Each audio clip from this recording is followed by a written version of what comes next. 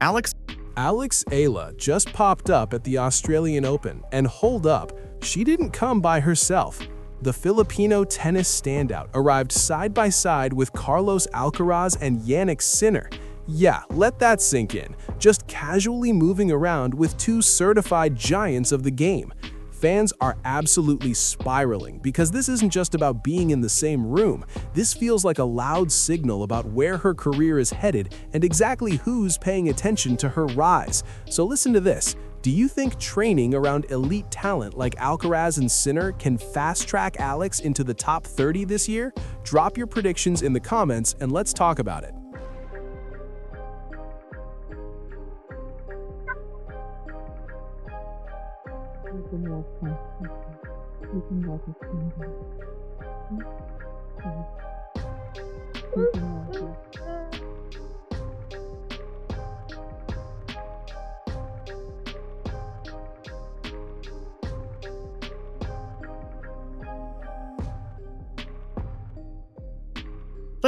Let's clear something up right now. When you pull up to a Grand Slam with Carlos Alcaraz and Jannik Sinner, you're not just another name on the draw hoping for a moment. You're a player those elites respect enough to train beside, move with, and be seen with publicly. That doesn't happen by luck. That's earned, period. Eala walking into the Australian Open alongside two of the game's biggest stars sent the internet into a frenzy. Fans immediately flooded social media with photos and clips of the trio, and the tennis world started buzzing instantly. Listen to this. How did this even come together? When did Eala get close enough with Alcaraz and Sinner to casually arrive in Melbourne as a unit? And the real question everyone's asking is what this signals for her future in the sport. Hold up, because here's the context you actually need. Eala trains at the Rafael Nadal Academy in Mallorca. First time I met Rafa, I was on the way to his academy. Oh my gosh, I was on the way to his academy because I was gonna try it out before we committed. I was just gonna try it out for a week, and then we ran into him in the airport, in the Madrid airport, and it's kind of embarrassing to say, we kind of ran after him. Like, not ran after, but we were fanning, fangirling, and then we told him, oh, we're going to your academy and stuff like that. I think this is a place for someone to learn new things and someone to be exposed to professionalism in tennis, to learn how to be disciplined and to learn how to socialize as well. That's the kind of place where elite players go to level up under truly world-class coaching. Alcaraz has natural ties to the academy thanks to his Spanish roots and long-standing connections in that system. Sinner, meanwhile, is known for rotating through top-tier training bases across Europe during his off-season grind. So listen to this. The fact that Eala is moving in the same training circles as these superstars tells you exactly how seriously her ceiling is being viewed. You don't just get pulled into those practice sessions unless real decision-makers believe you belong. And you definitely don't get extended rallies with Alcaraz, a multi-slam winner and former world #1, unless he feels you can actually challenge him in practice. Now let's pause and talk about where Eala is right now, because the timing of this Australian Open moment with Alcaraz and Sinner couldn't be more perfect. She just cracked the WTA top 50 for the first time ever after making a deep semi-final run at the ASB Classic in Auckland.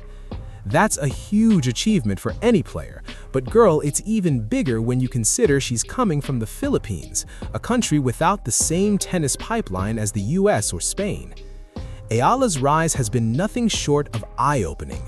Around this time last year, she was ranked 138th in the world and grinding on the ITF circuit, basically tennis's proving ground.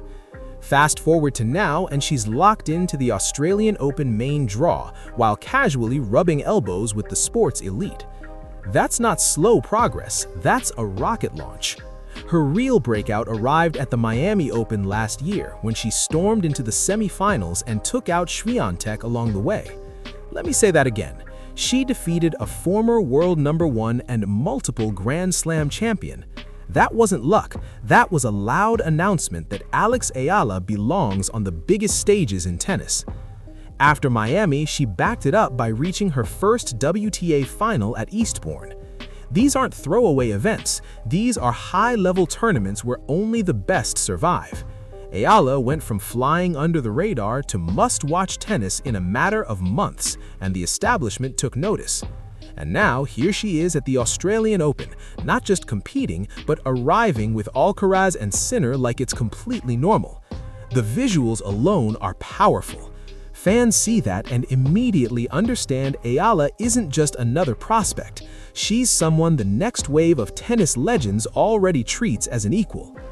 So let's break down what training with players like Alcaraz and Sinner actually does for her growth. When you practice against that level of firepower, every part of your game has to rise. There's no hiding flaws because they'll expose them instantly. Your footwork has to be cleaner, your shot selection has to be cleaner, your decision-making has to be sharper, and your mental strength has to be next level. Alcaraz is famous for his freak athleticism and relentless attacking baseline style. Trading balls with him means Eala is feeling the exact pace and power she'll see against the very best on tour. Sinner presents a completely different problem. His consistency and ability to absorb and redirect speed make him one of the hardest players in the sport to crack. Practicing against that kind of game forces Eala to prepare for the long, physical battles she'll need to survive if she wants to keep climbing the rankings. And beyond the technical upgrades, there's a massive mental edge that comes from sharing the court with champions. When you're practicing alongside players who've lifted Grand Slam trophies and held the #1 ranking, your mindset shifts. The top of the sport stops feeling mythical or untouchable. It starts to feel reachable because you're literally staring across the net at people who've already been there. Now listen to this. The Australian Open draw gives her a very real opportunity to make noise. She went out in the first round of qualifying last year, meaning she's defending almost 0 points. Every win in Melbourne is pure ranking profit. If she strings together a couple of victories, and based on her current form, that's very realistic, she could jump into the top 40 or even higher. Here's where it gets spicy. Eala's ranking setup over the next few months is perfectly aligned for a serious surge. She's only defending 390 points through March, including that huge Miami run from last season. But this year, she'll be playing bigger tournaments, which means more chances to stack points and replace what falls off. If she keeps anything close to her current level, she could be sitting inside the top 32 by the time Roland Garros arrives in June. That would officially make her a seeded player at a Grand Slam. For someone who was grinding ITF events not long ago, that kind of leap is borderline unreal. Back home, the Philippines is absolutely buzzing over Eala's rise, and they should be. Tennis isn't traditionally king there like basketball or boxing, but she's changing that conversation.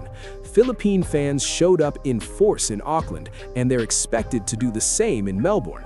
One opponent, Donna Vekic, even pointed it out, saying, "There's so many of you guys." That level of support can be heavy, but Eala handles it with impressive maturity. She's spoken openly about how her family keeps her grounded and laid the foundation for her journey. That family-first Filipino culture clearly shapes how she views success. She's not demanding special treatment or letting the hype go to her head. She's staying locked in, putting in the work, and letting the results do all the talking.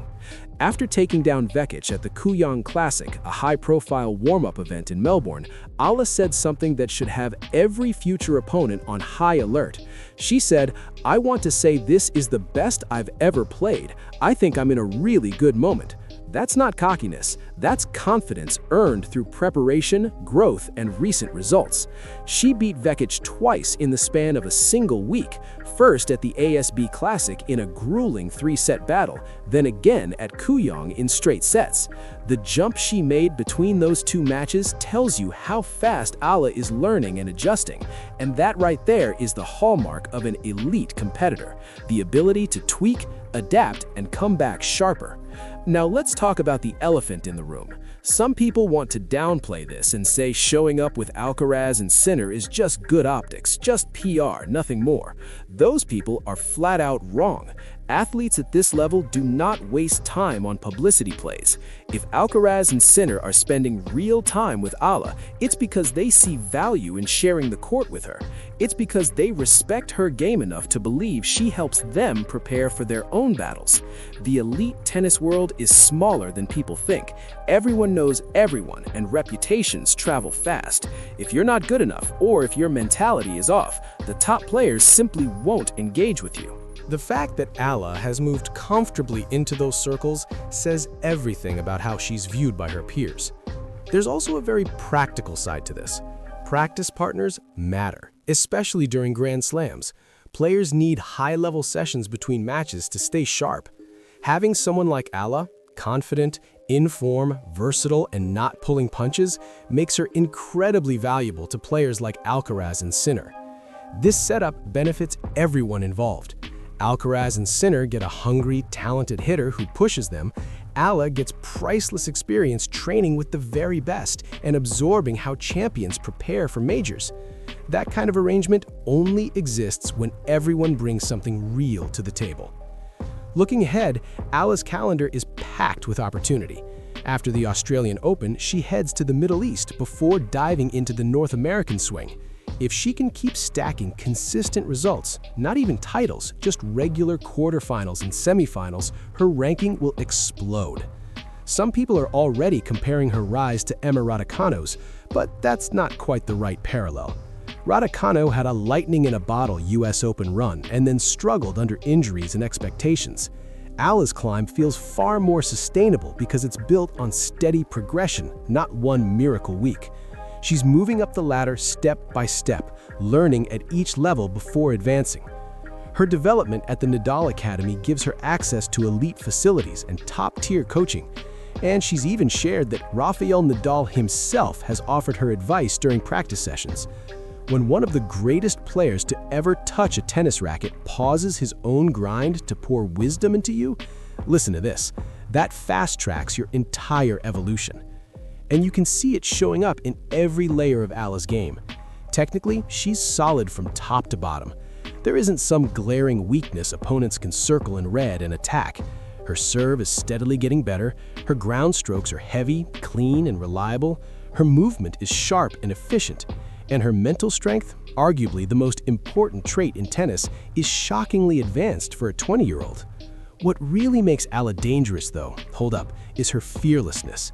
She does not tighten up on big points. She does not look rattled when the moment gets loud. When she faced Swiatek in Miami, she didn't play like someone grateful just to share the court with the champion. She played to win, and she did. That mindset is rare. Plenty of gifted players fold under pressure or start playing scared against higher-ranked opponents. Eala doesn't. She pulls the trigger, she believes in her patterns, and she competes with an intensity that forces coaches, players, and fans to take notice. Now let's be clear, the Australian Open is a serious test. Melbourne is hot, brutal, and physically unforgiving. Those conditions reward players who are both fit and mentally unbreakable. Eala checks both boxes. Her recent results prove she's physically ready. Her performances in pressure moments prove she's mentally locked in. If the draw breaks her way, maybe she avoids the absolute elite in the first couple of rounds, she could make real noise. A fourth-round run is completely realistic. Quarterfinals would be huge, but honestly, not impossible with the level she's showing right now. And no matter how deep she goes in Melbourne, the message has already been sent. Alex Eala is not a temporary headline. She's not a one-week wonder. She's not a feel-good story that fades once the hype dies. She's a legitimate threat who trains with champions and competes like one. The Filipino flag is flying high in the tennis world right now, and it's flying because Eala is carrying it with pride, skill, and a quiet confidence that champions are made of. So, yeah, there it is. Alex Eala isn't just showing up to the Australian Open, she's arriving as a real force in women's tennis, backed by results and respected by the best in the game. If you're excited to watch this journey unfold and want more coverage on tennis's next generation, smash that like button and subscribe. And let me know, Who do you think goes further at the Australian Open? Eala, Alcaraz, or Sinner?